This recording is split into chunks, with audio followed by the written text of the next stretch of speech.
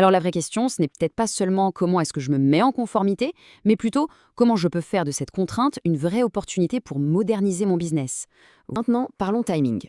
Le calendrier est là, il y a 2 dates immanquables à noter en rouge dans son agenda. La première date, et c'est la plus importante, c'est le 1er septembre 2026. À partir de ce jour-là, absolument toutes les entreprises, de la plus grande à la plus petite, devront être équipées pour recevoir les factures au format électronique. L'obligation d'en émettre, elle, arrivera en 2 temps. D'abord pour les grandes et moyennes entreprises en 2026, puis pour toutes les autres, TPE et micro-entreprises, 1 an plus tard, en septembre 2027. Mais la réception, c'est le même top départ pour tout le monde. Ok, le cadre est posé.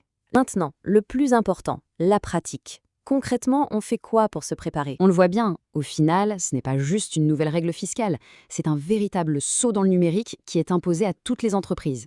Alors la vraie question, ce n'est peut-être pas seulement comment est-ce que je me mets en conformité, mais plutôt comment je peux faire de cette contrainte une vraie opportunité pour moderniser mon business.